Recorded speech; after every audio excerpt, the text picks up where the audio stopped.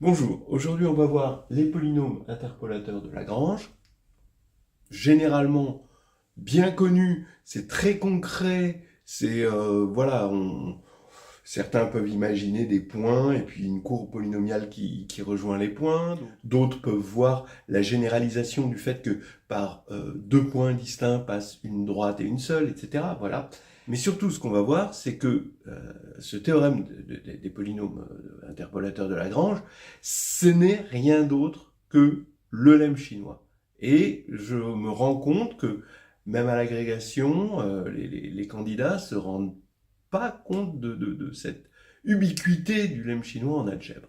Alors on va regarder ça. D'abord, on va parler du théorème d'interpolation de Lagrange. Qu'est-ce qu'il dit? Bon, alors, plein de versions, mais dans un premier temps, juste la version existence et unicité.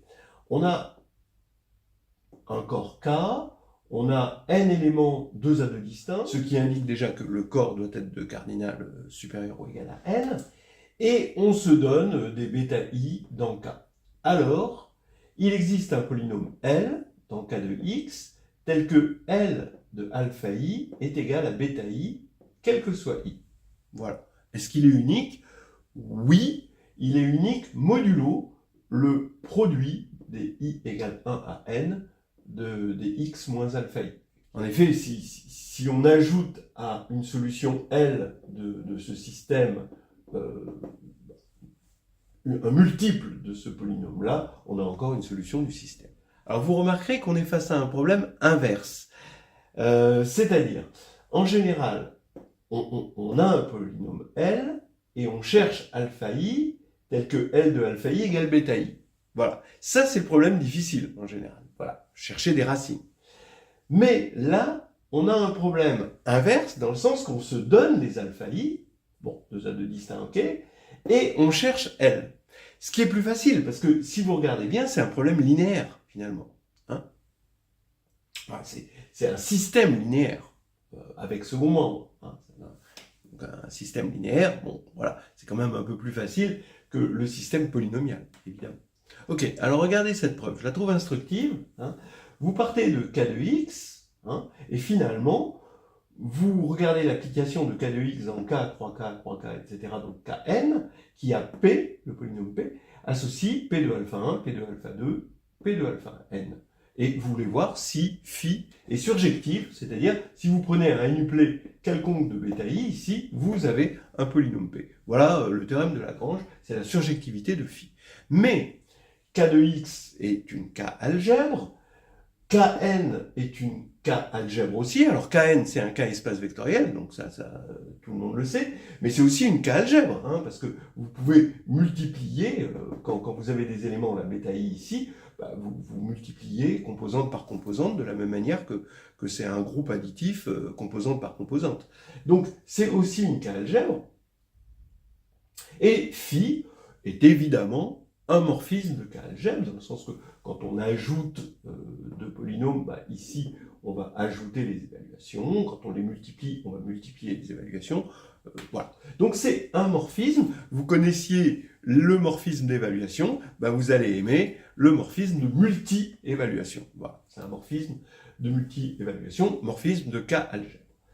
Bon, et on se demande s'il est surjectif. Évidemment, bon, vous devez vous dire, bah, oui, la surjectivité c'est difficile, l'injectivité c'est peut-être plus facile, on va attaquer les choses par le biais de l'injectivité. Donc on va regarder le noyau. Le noyau, c'est l'ensemble des P, tel que P de alpha i égale 0, quel que soit i. Et ça, on sait que c'est l'ensemble des P, enfin, c'est l'ensemble, quand je dis c'est l'ensemble, bien sûr, corrigez-moi, c'est l'idéal, hein, d'accord. Voilà, c'est l'idéal constitué des P tels que x moins alpha i divise P, d'accord, puisque ça se traduit comme ça, quel que soit i. Maintenant, puisqu'on a une famille qui divise, bah, ça revient à dire que le PPCM de la famille divise P. Bah, le PPCM, étant donné que les alpha i sont 2 à 2 distincts, bah, c'est le produit des x moins alpha i. Donc ça veut dire que le produit des x moins alpha, c'est exactement égal à l'ensemble des p, tel que le produit des x moins alpha i divise p, et donc c'est l'idéal. On savait que ça allait être un idéal, eh bien oui, un idéal principal, parce que k de x est principal, non nul, parce que ici on est en dimension infinie, et là on est en dimension n, donc forcément on allait trouver un idéal non nul, donc engendré par un unique polynôme unitaire, bah oui, c'est ce produit-là, le produit des x moins alpha i.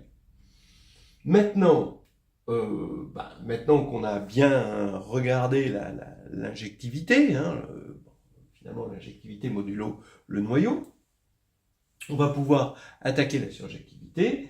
L'image de phi est inclue dans Kn, évidemment, et la dimension de une de phi, forcément, c'est la dimension, à cause de l'isomorphisme canonique, de k de x quotienté par le noyau. Mais comme là, le degré, c'est n, eh bien, la dimension du quotient, c'est n. Donc, im de phi est égal à kn par égalité de dimension. Donc, phi est surjectif, et on a en plus l'unicité modulo ça, puisque le noyau, c'est ça. C'est-à-dire qu'on a un isomorphisme, si vous voulez, entre... Donc, finalement, on a résumé ça en un isomorphisme entre ce quotient et Kn. Voilà, donc les bêta i, ils sont là dans Kn, et le L, il va être là, et il est unique à cause de l'isomorphisme modulo ceci. Voilà. Alors cette preuve, je l'aime bien, parce qu'elle est en lien avec quelque chose de plus grand, quelque chose de plus général, et qu'on appelle communément le lemme chinois, ou le lemme des restes chinois. Comment faire le lien? Regardez, déjà, on a vu la multi-évaluation, mais on va regarder juste la simple évaluation, en un alpha. Ça veut dire qu'on va de k de x vers k. D'accord? Et ici, comme il y a un seul alpha, ça veut dire, si vous avez bien compris ce théorème, ça veut dire que k de x quotienté par x moins alpha est isomorphe à k. Bah oui.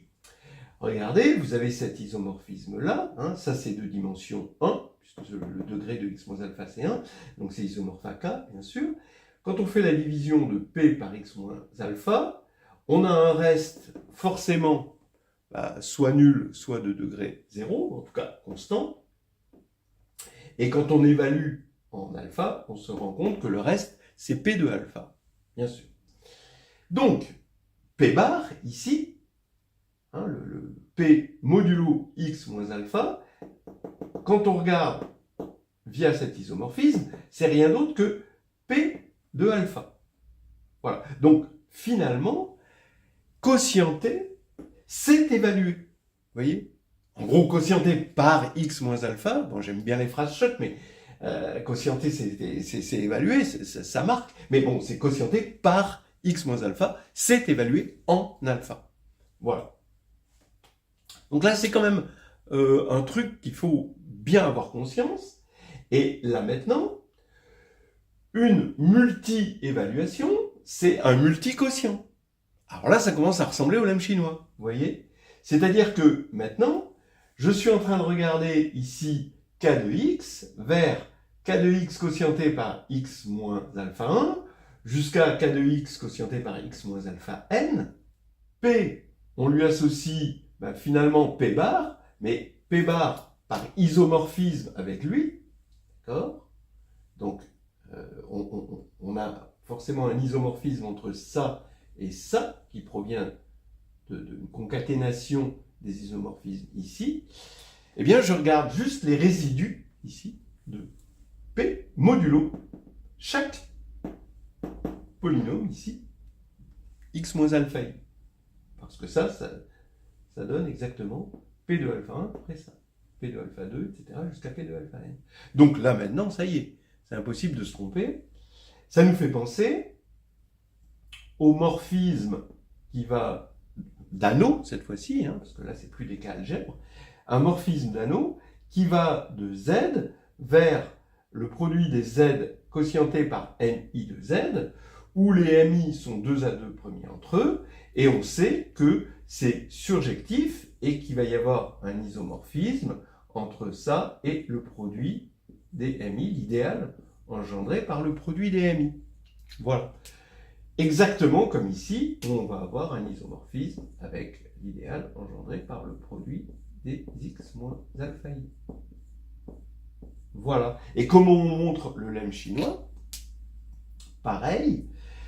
Sauf que ici, on a utilisé la dimension, alors que là, on utilise le cardinal. C'est-à-dire que le cardinal de ça, c'est le produit des MI, d'accord? Et le cardinal de ça aussi. Donc à partir du moment où c'est injectif, parce qu'on en a trouvé le noyau, c'est exactement la même preuve qu'ici, voilà, alors on a la surjection. Voilà. Donc vous voyez le lien entre les deux.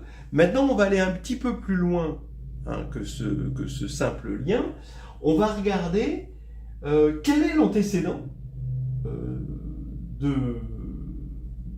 d'un n-uplet dans le quotient. Donc on a un antécédent concret qu'on peut calculer. Donc on va voir ça rapidement. Allez, on va regarder ce qu'on appelle le polynôme interpolateur de Lagrange, c'est-à-dire un représentant de l'ensemble des solutions de cette équation. Et c'est unique modulo ce polynôme-là. On va regarder le représentant particulier, celui qui est de degré en fait n-1. Et regardez, vous avez L égale somme de i égale 1 à n de bêta i, produit pour les j différents de i de x moins alpha j, quotienté par le produit pour j différents de i de alpha i moins alpha j. Donc on a dit que c'était modulo ce polynôme qui a unicité. Après maintenant, il y a aussi, je vous rappelle, unicité si on dit que le polynôme est de degré n-1. De la même manière que quand on a 2 points, il y a une unique droite qui passe par les 2 points. Ok, alors donc c'est bien défini, parce que bon, on a ce polynôme, ça c'est pas nul, parce que les alpha i sont 2 à 2 distincts, donc ça c'est non nul, et quand on fait le produit de non nul dans un corps, c'est non nul, même si le corps est de caractéristique P, d'accord. Bon, il faut toujours regarder, quand on a un dénominateur, si c'est non nul, bon, ok. Bon alors on vérifie que L marche bien. On regarde L de alpha i, il va y avoir qu'un seul terme qui va être non nul, a priori en tout cas non nul. Tous les autres termes en tout cas sont nuls, puisque ici on va avoir une annulation. Et pour i, comme j est différent de i, alors a priori il n'y a pas d'annulation. Donc ici on va avoir bêta i, le produit des, comme on évalue en alpha i, des alpha i moins alpha j, mais ici on a divisé par la même chose, et donc ça va faire 1, et on obtient bien bêta i comme demandé. Bien. Maintenant on va faire la même chose avec le lemme chinois, c'est-à-dire que on a notre morphisme du lemme chinois, le multi-lemme chinois, Z donne, on regarde tous les résidus modulo les MI, finalement, i de 1 à n, où les MI sont des entiers 2 à 2 premiers entre eux. Bien. On se donne ici des KI bar, là-dedans, et on veut un élément ici dont les restes, modulo les MI, soient justement ces KI bar. Donc, on se donne un représentant KI, et bien, si on s'inspire, si vous voulez, des polynômes interpolateurs de Lagrange, on a facilement une expression d'un des antécédents, et on sait que c'est unique modulo le produit des MI, donc il suffit d'en avoir un pour les avoir tous. Et ici, regardez, ça fait la somme des i égale 1 à n, regardez, là, bêta i va devenir évidemment ki, représentant des ki bar, voilà. Le produit ici des x moins alpha j pour j différent de i, évidemment, ça va être le produit des mj pour j différent de i. Mais là, regardez, on a divisé. Et ça, on n'a pas le droit de diviser. On est dans un anneau. C'est la classe, l'anneau. On ne divise pas dans un anneau. Donc ici, on va multiplier, mais on va multiplier par quoi?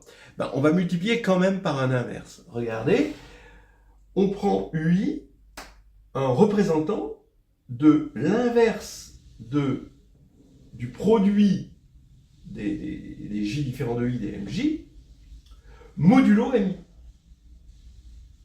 D'accord? Voilà, effectivement, comme MI, les MI sont 2 à 2 premiers entre eux, ce produit-là est premier avec MI, donc il est inversible dans l'anneau Z sur MI. Z. D'accord? Et on trouve facilement son inverse grâce à une relation de Bezout. Donc on a VI MI plus UI produit ceci égale 1. Donc UI, ça va être UI en représentant de l'inverse. Donc je mets UI ici. Et est-ce que ça marche? Ben, je dis que oui. Alors pourquoi?